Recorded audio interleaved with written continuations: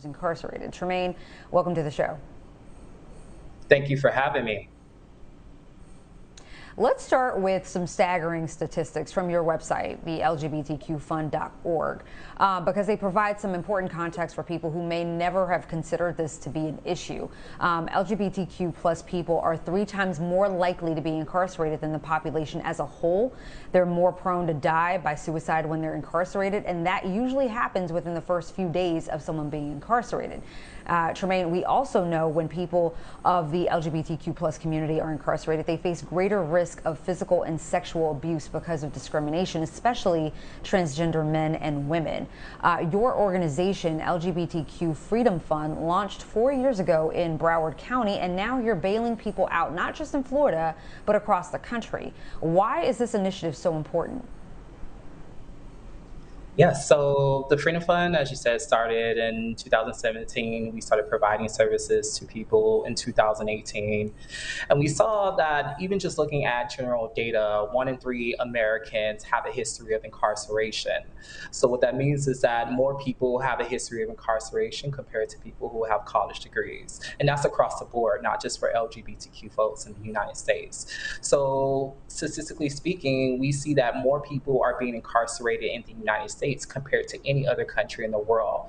So not only do we have a incarceration issue that impacts LGBTQ people, but we have an incarceration issue that impacts people, period, right? It's a big issue in our country.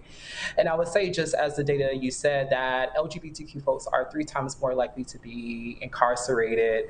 And oftentimes these are with several factors, societal discrimination, and oftentimes how LGBTQ people, especially LGBTQ people of color, are being pushed out and not being able to get access to certain resources to be able to live a better quality of life.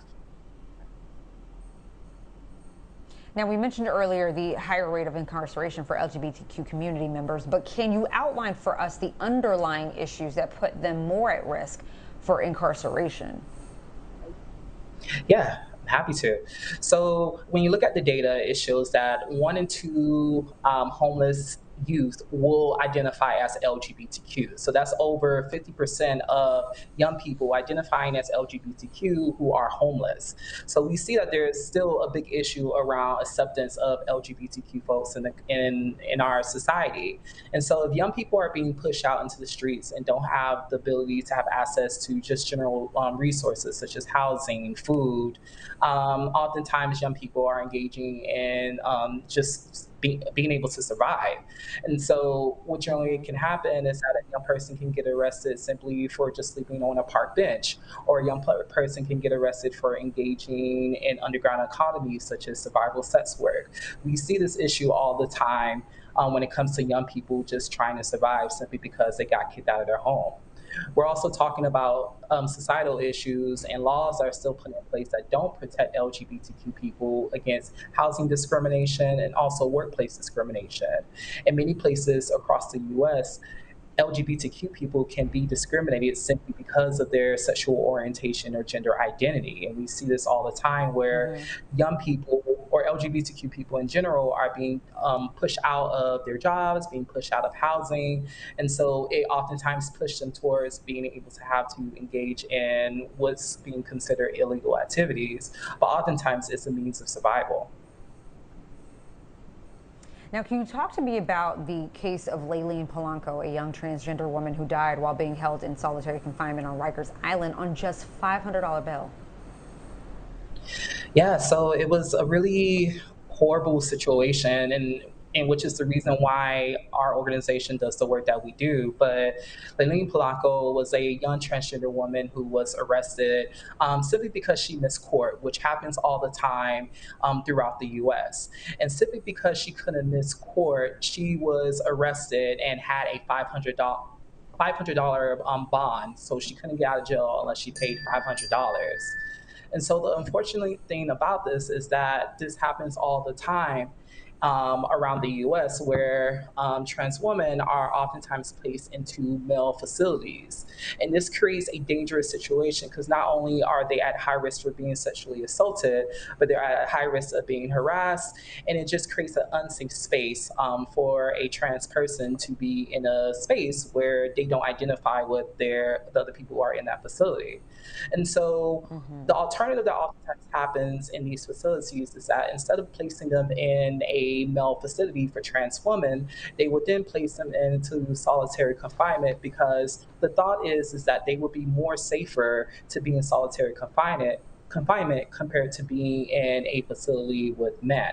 The problem that comes in is that there's many studies that shows that having long-term periods of being in solitary confinement not only impacts a person's physical health, but also a person's mental health.